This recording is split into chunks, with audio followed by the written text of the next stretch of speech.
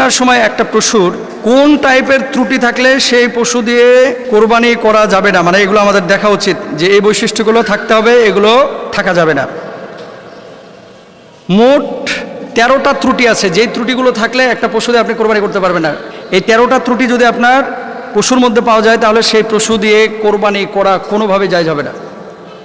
1 নম্বর, এমন পশু আপনি নির্বাচন করেছেন যে চোখে দেখে না, কানা, মানে অন্ধ পশু দিয়ে কোরবানি হবে না।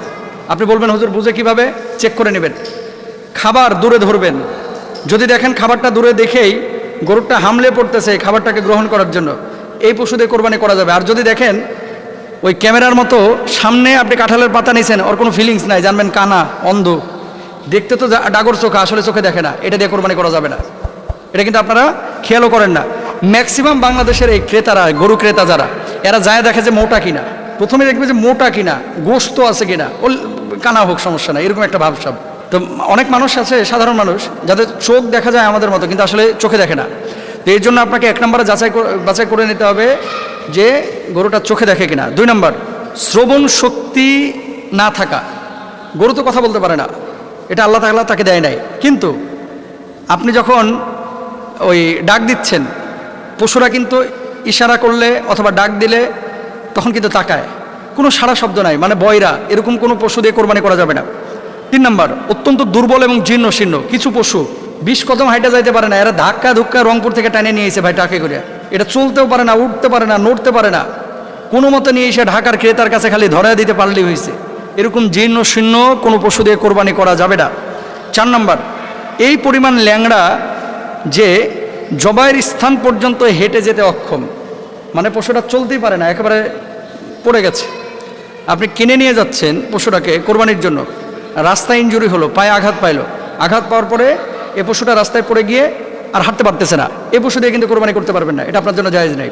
ট্রাক থেকে কিছু হাইওয়ান আছে, আসলে এগুলোকে খুব সুন্দর করে বলার কোনো সুযোগ নাই, মানে সে রংপুর থেকে দাঁড় করায় নিয়ে আসছে গরুটাকে, খেয়াল করেন, অথবা সিলেট থেকে নিয়ে আসছে, রাজশাহী থেকে নিয়ে এসছে, 12 ঘন্টা 14 ঘন্টা পর্যন্ত গরুটা দাঁড়ায় থাকে এই ট্রাকের উপরে।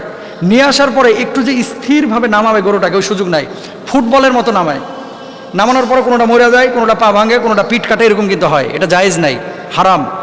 রাসূল আকরাম সাল্লাল্লাহু আলাইহি ওয়াসাল্লাম কি বলছেন?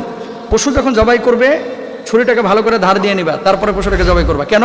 পশুর কষ্ট যেন কম হয়। আর বাঙালির টাইমের খুব শর্ট, মানে সময় খুব অল্প, পশুটাকে ফুটবলের মতো হয়। কয়েকদিন আগে একটা ভিডিও দেখলাম, ছাগলের কান ধরতেছে আর একটা পা ধরে ওই যে তরমুজ যেভাবে ট্রাকের উপরে ফিক্কা মারে এমনি ফিক্কা মারতেছে।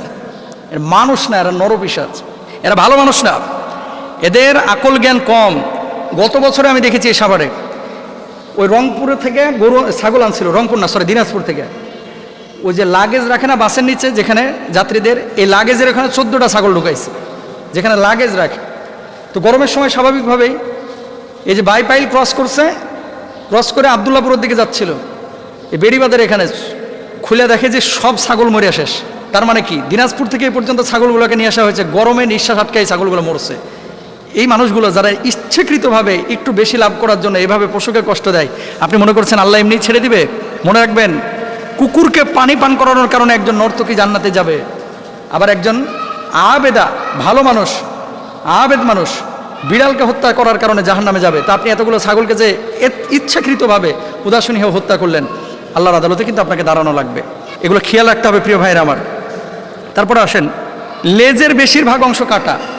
কোরবানির হাটে দেখবেন যেগুলো একটু ত্রুটিযুক্ত, এগুলোর দাম একটু কম, ধরেন 5,000 কম, 10,000 কম, তো এরা চিন্তা করে যে দূর 5,000 টাকা কমে তো পাইছি, লেজ একটু কাটা হলে সমস্যা কি, কোরবানি কিন্তু হবে না।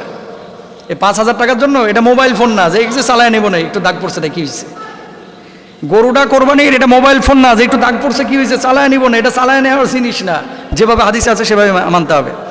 তারপর আসেন, জন্মগতভাবে কান না থাকা। কিছু গরুর জন্মগত আছে যে কান নাই, এ কোরবানি দেওয়া যাবে না। তারপরে 7 নম্বর, কানের বেশিরভাগ কাটা, কোরবানি দেওয়া যাবে না। গোড়া সহ শিং উপড়ে যাওয়া, শিং উপড়ে গেছে, কোরবানি দেওয়া যাবে না। পাগল হওয়ার কারণে ঘাস পানি ঠিকমতো না খাওয়া, কোরবানি দেওয়া যাবে না।